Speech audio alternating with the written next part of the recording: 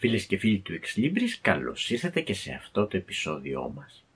Καταρχάς, να σας ευχαριστήσω όλους και όλες για τα πολύ όμορφα και ενθαρρυντικά λόγια που αφήσατε στο προηγούμενο βίντεο και στο Instagram. Σας ευχαριστώ όλους και όπως έχω ξαναπεί, εσείς το κοινό μου είστε η δύναμη που με οθεί να συνεχίσω και να κάνω τα βίντεο. Μία από τις ιδέες που μου αφήσατε και μάλιστα από μια πολύ αγαπημένη φίλη ήταν κάποιες λίστες με βιβλία που θα σας πρότεινα. Το ξέρετε ότι δυσκολεύομαι πάντοτε να καταλήξω στο 1 ή 2 ή και περισσότερα αγαπημένα βιβλία ή βιβλία που είναι στις κορυφαίες επιλογές μου. Αυτό κυρίως γιατί πιστεύω ότι κάθε βιβλίο κάτι έχει να δώσει και σε κάθε βιβλίο κάτι ανακαλύπτω, αλλά θα κάνω μια προσπάθεια όμως να δώσω κάποια βιβλία που πιστεύω ότι θα σας ικανοποιήσουν, που πιστεύω ότι αξίζει τον κόπο να τα διαβάσετε. Είναι μια καλή ευκαιρία νομίζω. Θα ξεκινήσω όμως με μια εύκολη για μένα κατηγορία. Θα ξεκινήσω με τα ιστορικά. Τι ιστορικά βιβλία θα πρότεινα εγώ? Φυσικά υπάρχουν πάρα πολλά ιστορικά βιβλία και ανάλογα με την ιστορική περίοδο και τα ενδιαφέροντα του καθενός μπορεί να βρει κάτι διαφορετικό. Θα μιλήσω για αυτά τα οποία έχω διαβάσει εγώ και τα οποία μου άρεσαν πάρα πολύ και θα τα σύστηνα. Αρκετά από αυτά είναι μεταφρασμένα στα ελληνικά, κάποια δεν είναι μεταφρασμένα στα ελληνικά. Μιλάμε πάντοτε, να το διευκρινίσω, για ιστορικά καθαρό αίμα, αν θα μου επιτρέψετε την έκφραση. Δεν μιλάω για ιστορικά μυθιστορήματα, άλλη κατηγορία, αγαπημένη και αυτή έχω διαβάσει αρκετά, αλλά μιλάμε τώρα για καθαρά βιβλία ιστορίας. Θα σας προτείνω λοιπόν λίγα βιβλία, έτσι για να ξεκινήσετε. Να πω ένα από τα πρώτα βιβλία ιστορίας, τα οποία διάβασα, καθαρή ιστορία, τα οποία διάβασα και με συνεπήρε και ξεκίνησα να διαβάζω πιο συχνά, ήταν «Η μάχη για την Ισπανία», The Battle for Spain, ή αλλιώς «Ισπανικός εμφύλιος» του Anthony Beevor. Έχει μεταφραστεί και στα ελληνικά, μπορείτε να το βρείτε. Και είναι πραγματικά ένα βιβλίο που αν μη τι άλλο, πέρα του ότι καλύπτει με εξαντλητικό βέβαια τρόπο όλη αυτή τη σύγκρουση, είναι και σε αρκετά σημεία είναι αρκετά συγκινητικό θα λέγαμε, όταν σκεφτεί κανείς όλα αυτά τα τραγικά για την γειτονική μας χώρα που συνέβησαν. Από εκεί και πέρα, μέσω αυτού του βιβλίου γνώρισα τον Beevor και την φοβερή γραφή του. Αν διαβάσετε ένα βιβλίο του Beevor όμως, θα πρότεινα να διαβάσετε είτε το Stalingrad, που είναι από τα κορυφαία και τα πιο πολύ συζητημένα και βραβευμένα του βιβλία, ή προσωπικά προτιμώ λίγο περισσότερο το D-Day, The Battle of Normandy, ναι, η απόβαση στην Νορμανδία, το μεταφράζουμε εμείς, το D-Day, και αυτό έχει μεταφραστεί και στα ελληνικά, το οποίο πραγματικά, ενώ περιγράφει καθαρά ιστορικά γεγονότα, με τεκμηριωμένα, ακριβώς όπως έγιναν, ο τρόπος γραφής του Beevor σε αυτό το βιβλίο είναι τέτοιος που προσεγγίζει το ιστορικό μυθιστόρημα. Είναι σαν να διαβάζεις μυθιστόρημα, ακόμα και σαν να βλέπεις ταινία. Δηλαδή είναι τόσο ζωντανή, τόσο παραστατική η γραφή του, οι περιγραφές του, τα πρόσωπα, εξετάζει τα πράγματα και στο επίπεδο του μεμονωμένου ατόμου, αλλά και σε ένα γενικότερο επίπεδο. Είναι πραγματικά ένα από τα καλύτερα ιστορικά βιβλία που έχω διαβάσει.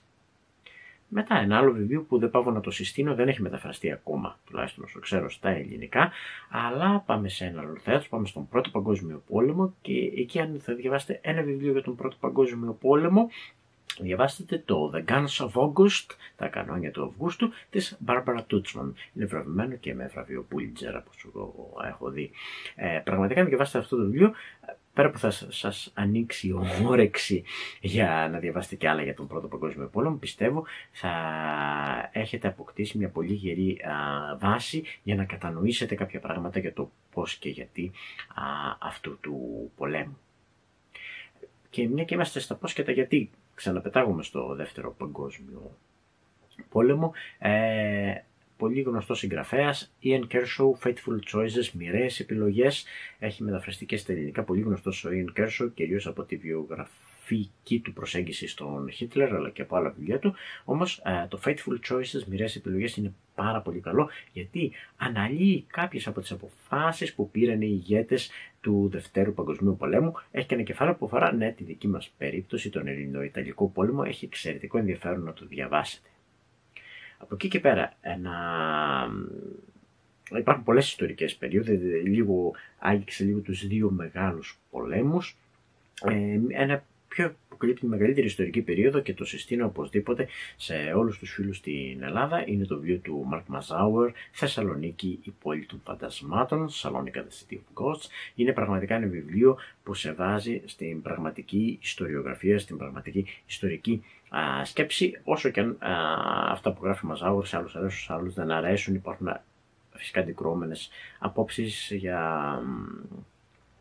και διάφορα άλλα, όμως είναι ένα βιβλίο που πραγματικά σε βάζει να σκεφτείς, ένα βιβλίο που καλύπτει μια ευρύτατη ιστορική περίοδο και εξηγεί ή δίνει το έναυσμα να ψάξει κανείς παραπάνω για το τι και το πώς μιας ολόκληρης εποχής. Βέβαια, ο Μαζάουερ έχει γράψει και άλλα εκπληκτικά βιβλία. Πάλι στο Δεύτερο Παγκόσμιο Πόλεμο, Ελλάδα στα χρόνια της κατοχής του Μαρκ Μαζάουερ, και για το βιβλίο «Τα Βαλκάνια». Είναι μια πολύ ωραία πραγματεία, λίγο γενικότερη όσον αφορά τη γειτονιά μας στα Βαλκάνια. Τώρα, σε άλλες ιστορικές περιόδους θα πρότεινα, αν και είναι ιδιαίτερο, δεν είναι ακριβώς ιστορία, συμβατική ιστορία, της Mary Beard. Το SPQR έχει μεταφραστεί και στα ελληνικά, ασχολείται με τη Ρώμη, με την ιστορία της Ρώμης, όμως δεν είναι η συμβατική ιστορία της Ρώμης με τα γεγονότα στη σειρά, που περισσότερο προσπαθεί να εξηγήσει το πώς και το γιατί, το πώς έβλεπαν οι Ρωμαίοι τον εαυτό τους, ποιες ήταν οι αναζητήσεις τους και όλο αυτό που διαμόρφωσε την Ρωμαϊκή Αυτοκρατορία, πρώτα Ρωμαϊκή Δημοκρατία και μετά Ρωμαϊκή Αυτοκρατορία, όλο αυτό το σκεπτικό, την κοσμοθεωρία τους εξηγεί, κάνει αυτή την προσέγγιση η Mary Beard.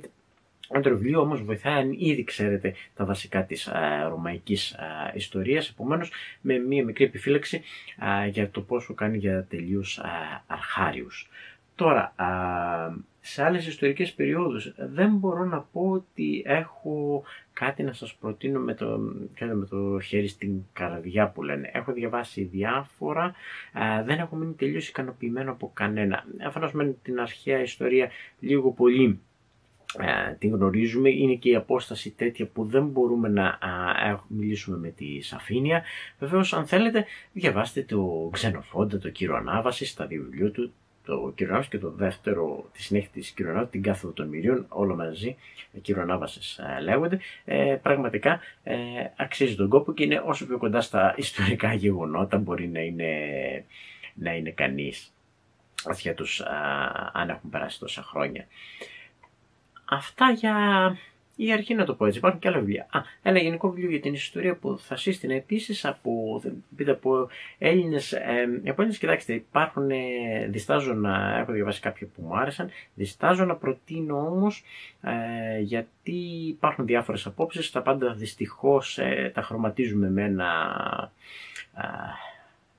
με μια πολιτική χρειά, αν θέλετε, και δεν θα ήθελα κάποιον που προσπαθεί να ξεκινήσει τώρα ιστορία να τον βάλω σε μια διαδικασία. Όμως ένα βιβλίο που πιστεύω ότι θα ικανοποιήσει όλους είναι της Μαρίας Ευθυμίου, «Λίγα χιλιόμετρα, ιστορίες για την ιστορία». Είναι γενικό, που μιλάει για την ιστορία και τη σχέση μας με αυτή. Είναι λίγο γενικότερο, αλλά δίνει πάρα πολύ ωραία, ένα ωραίο θεωρητικό υποβάθρο πάνω στο οποίο μπορείτε κι εσείς να χτίσετε, αν θέλετε, τις γνώσεις σας για την ιστορία, μάλλον όχι τις γνώσεις σας, χτίσετε την προσέγγισή σας στην ιστορία. Αυτά, αν θέλετε, προτείνετε κι εσείς στα σχόλια ή γράψτε μου αν έχετε διαβάσει κάποιο από αυτά, αν σκοπεύετε να διαβάσετε, ή αν έχετε κι εσείς να προτείνετε κάποιο ιστορικό βιβλίο το οποίο θα θέλετε ή να συζητήσουμε ή να το δούμε μαζί, ή ακόμα και να μου προτείνετε, γιατί και εγώ φυσικά δεν τα γνωρίζω όλα, έτσι δεν είναι. Και για να μην ξεχνιόμαστε, έληξε η δυνατότητα συμμετοχή στο giveaway, στην κλήρωση, και να μείνετε συντονισμένοι στο Ex Libris. Θα ανακοινωθεί κάποια στιγμή η κλήρωση και φυσικά οι νικητές, ο νικητής μάλλον, η νικητρία. Έτσι. Αυτά λοιπόν, ευχαριστώ πολύ για την παρακολούθηση. Θα συνεχίσουμε να είμαστε εδώ, είστε και εσείς και μας δίνετε θάρρος. Τα λέμε στο επόμενο επεισόδιο. Γεια σας.